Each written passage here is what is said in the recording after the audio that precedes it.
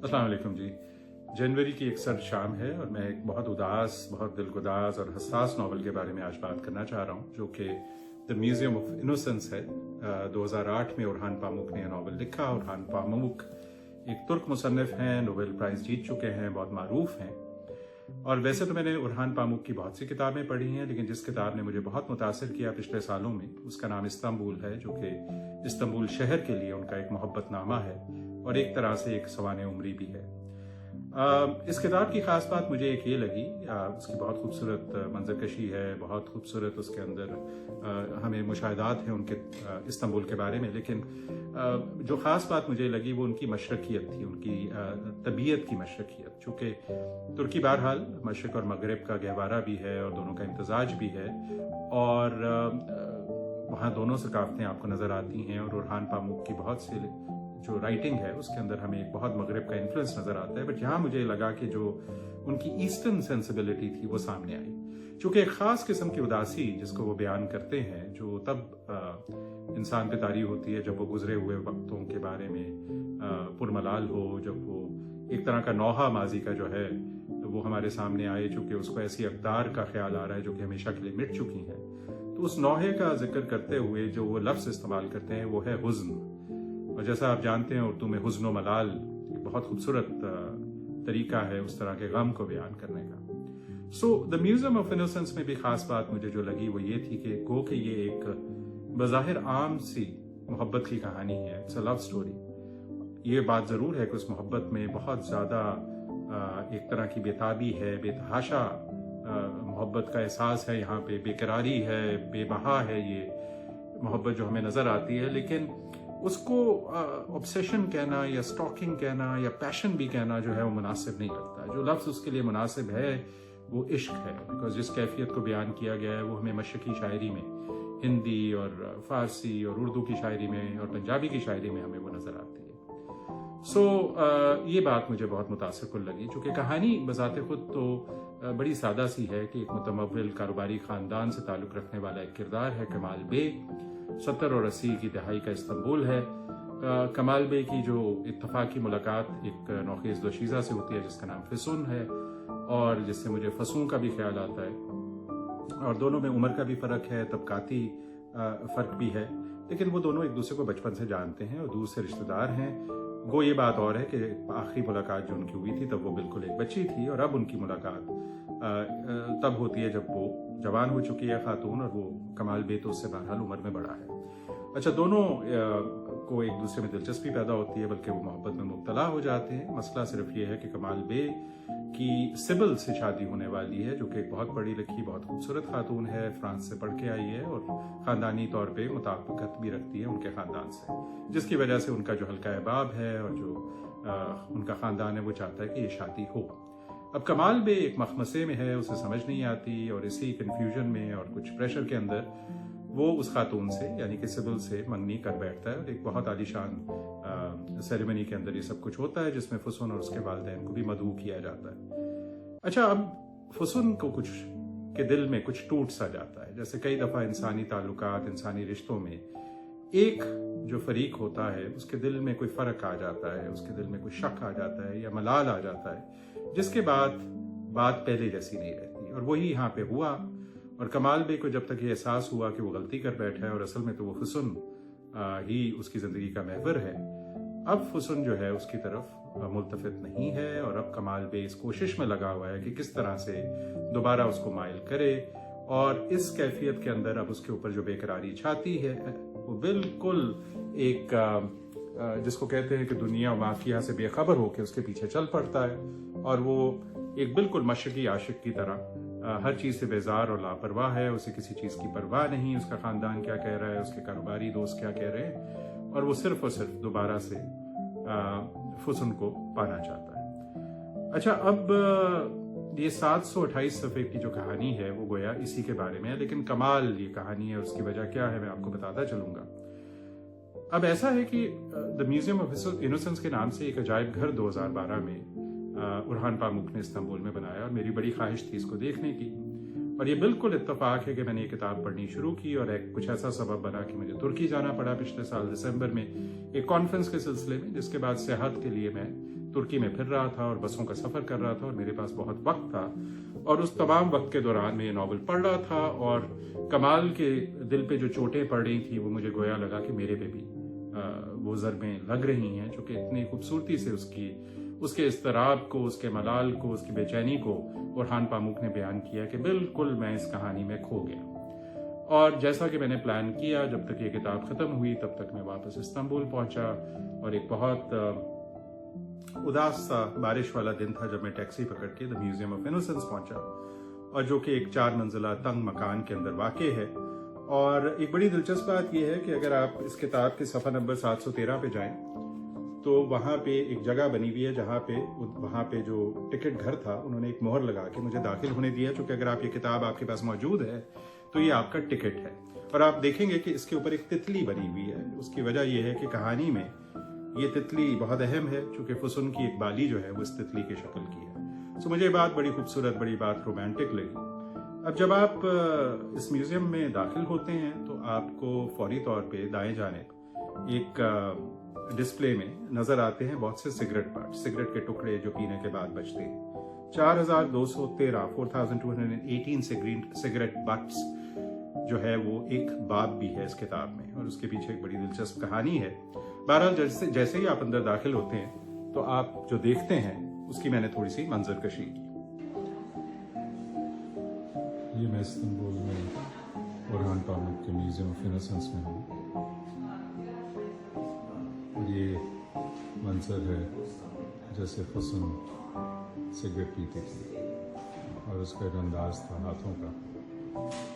और ये हैं वो बहुत से सिगरेट बट्स जो कमाल बे ने इकट्ठे किए फुसन की याद में, जो कि म्यूज़ियम ऑफ इनोसेंस के अंदर यहाँ पे दिखाए जा रहे हैं।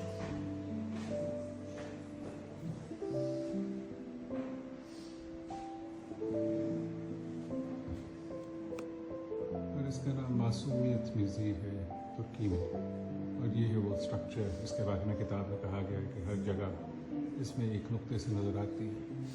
कई मंजिला ये एक इमारत है बियोग्लू डिस्ट्रिक्ट में इस्तांबुल।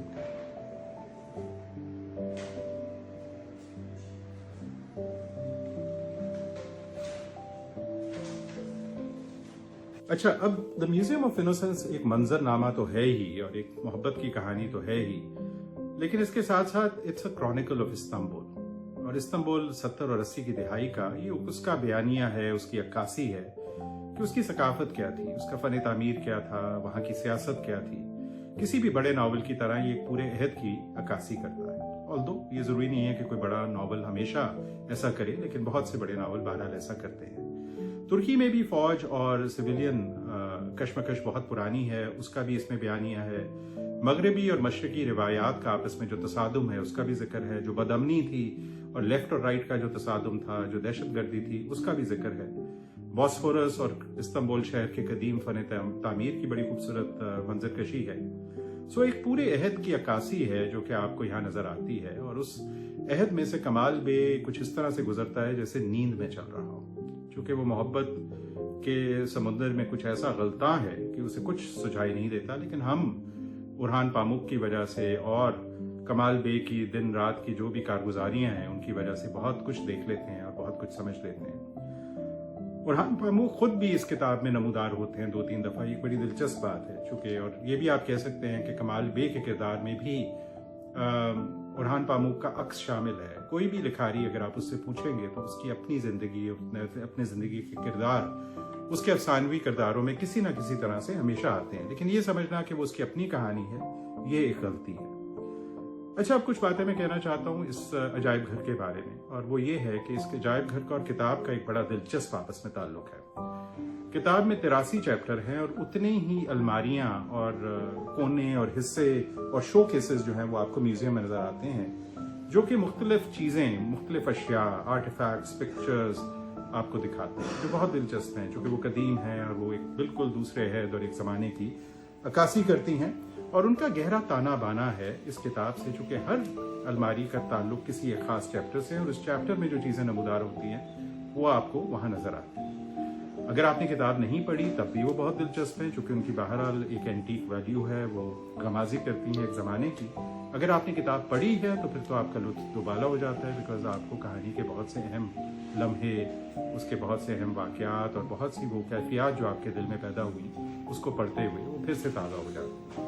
सो मैं तो ये कहूँगा कि अगर आप इस किताब में दिलचस्पी रखते हैं और कभी आपको मौका मिले वहाँ जाने का, तो आप किताब पढ़ के जाइए। ओरहान पामुक की बड़ी दिलचस्प थ्योरी है अशिया के बारे में, और उनका कहना है कि हाल और माजी का जो आपस में रिश्ता है वो अशिया की वजह से बनता है, और ये कि हर शय एक कहानी बयान करती है, और हर याद हमें जिंदगी का कोई भूला बिसरा दिन या कोई ऐसा लम्हा दोबारा से जिंदा कर देती है जिसको हम बिल्कुल भुला बैठे हैं, और उस तरह से वो जिंदगी एक फिल्म की तरह हमारे सामने चलना शुरू हो जाती है। लेकिन सिर्फ इतना नहीं है, उनका ख्याल है अशिया की इससे ज्यादा भी अहमियत है। एक बड़ा खूबसूरत जुमला है, the past is preserved in objects like souls in earthen bodies. So the past is preserved in objects like souls in earthen bodies का जो कॉन्सेप्ट है वो भी बार बार उसका तज़किरा आता है, और इस चीज का भी तज़किरा आता है कि ये म्यूजियम उन्होंने क्यों बनाया और इस म्यूजियम को बनाने में कितनी उनकी रिसर्च लगी। चूंकि कहानी में ये बयान किया जाता है कि कमाल बे ओरहान पामुक से राब्ता करते हैं कि मेरी मोहब्बत की और नाकाम मोहब्बत की जो कहानी है तुम बयान करो। अब ये बड़ी एक दिलचस्प चीज है कि जैसे जैसे ओरहान पामुक ये किताब लिख रहे थे और उसके बाद उन्होंने म्यूजियम बनाना शुरू किया, तो उन दोनों चीजों का आपस में क्या ताल्लुक है। चूंकि म्यूजियम खुला तो 2012 में, लेकिन उसके लिए जो चीजों की तलाश थी वो कई बरसों से जारी थी। किस तरह से म्यूजियम की तश्कील ने किताब की तश्कील में रोल प्ले किया और किस तरह किताब ने म्यूजियम की शक्ल ढाली, ये बड़ी दिलचस्प बात है। और ये भी दिलचस्प बात है कि फिर ओरहान पामुक की अपनी जिंदगी का ताना बाना कमाल बे की जिंदगी से और इन तमाम चीजों से कैसे मिलता है।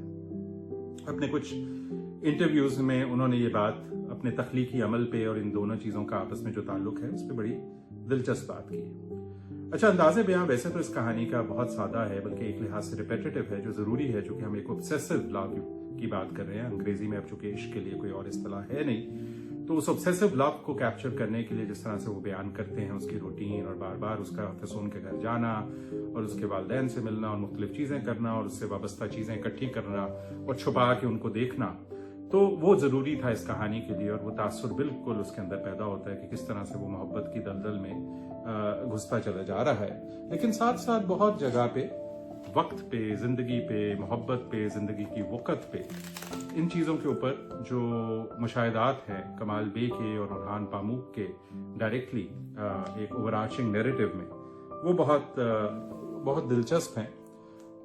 कमाल बेचारे पे रश्क भी आता है और तरस भी आता है। रश्क इसलिए कि जो इस तरह की गहरी और हकीकी मोहब्बत का मजा चख लेता है तो वो क्या कमाल जावेदानी किस्म की कैफियत होगी, और उसके ऊपर तरस इसलिए आता है कि उस मोहब्बत में और उस मोहब्बत में मुब्तला होने के बाद उस पे जो गुजर रही है वो वाकई बहुत दर्दनाक है।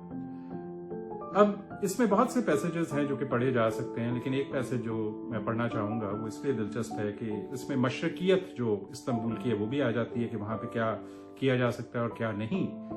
इसका ताल्लुक एक अलमारी से और एक डिस्प्ले से भी है म्यूजियम में, चूंकि उसके अंदर दिखाया गया है कि किस तरह से खवातीन के बहुत से चेहरे हैं और वो किस तरह से लोगों को नजर जो है उससे मोहब्बत का इजहार कैसे होता है, कैसे माशरे में जहां बात नहीं कर सकते। सो थोड़ा सा मैं इससे पढ़ूंगा। In the old days, even in Bioglo, regardless of whether her head was covered or not, a woman walking in the streets of Istanbul or wandering in its shops or markets would not merely avoid the direct gaze of a man, she could hardly be seen casting her eyes in a man's direction.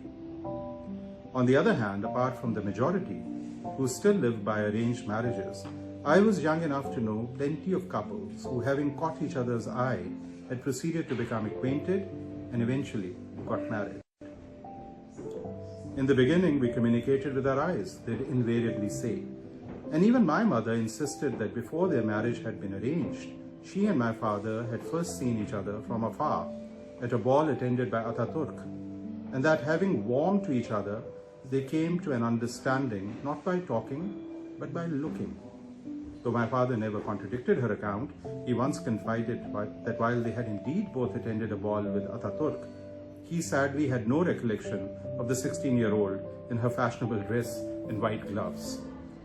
It was perhaps because of having spent part of my youth in America that it took me so long to understand what it meant for the sexes to come eye to eye in a world like ours. where tradition dictated that a woman should never meet or come to know a man outside her family circle. It wasn't until my 30s when I'd met Fisun. But when I discovered this reality, I knew the worth of what I'd come to understand and how deep these currents were. The look Fisun gave me was the look women gave in the old Persian miniatures, and now to be observed in the love scenes and photoramas of the day. When I was sitting across from her at the table, my attention was not on the television but on reading the looks that beauty cast in my direction. Perhaps because she discovered how much pleasure I derived from the exchange and wanted to punish me. But whatever the reason, after a time, whenever our eyes met, Fisun's eyes would dart away, as if she were some shy young girl. कहानियों के जो यहाँ पे जो इस किताब के जो चैप्टर्स के टाइटल हैं वो मुझे बड़े दिलचस्प लगे, बिकॉज वो बजाते खुद उनमें एक शायरी है, जैसे an anatomical chart of love pains, जो कि दर्द दिल का एक नक्शा है. एक और चैप्टर है जिसमें उन्होंने बाकायदा कमाल बे ने उन मोहल्लों और उन गलियों का एक मैप बनाया जिन्हें जाके उन्हें सबसे ज्यादा एहसास या दुख होता है. फिर एक चैप्टर है जिसका नाम है द कॉन्सोलेशन ऑफ ऑब्जेक्ट्स, यानी अशिया जिनसे दर्द की तलाफी होती है. The streets that reminded me of her, वो गलियां जिससे उसकी यादें वाबस्ता थी. The shadows and ghosts I mistook for फिसुन, वो साए वो आसेब जिनको मैं फिसुन समझा. Happiness means being close to the one you love, that's all, ये भी एक चैप्टर का नाम है. और एक लिहाज से ख्याल आता है कि क्या इस तमाम कहानी का हासिल शायद यही है. एक आखिरी पैरा जो मैं पढ़ना चाहूंगा जो इसी बात को फिर से बयान करता है. For me, happiness is in reliving those unforgettable moments. If we can learn to stop thinking of our lives as a line corresponding to Aristotle's time, treasuring our time instead for its deepest moments, each in turn, then waiting 8 years at your beloved's dinner table no longer seems such a strange and laughable obsession, but rather, as I would discover much later, assumes the reality of 1593 happy nights at Fisun's dinner table. Today, I remember each and every evening I went to supper in Kukurchuma, even the most difficult, most hopeless, most humiliating evenings, as happiness. Bahut shukriya.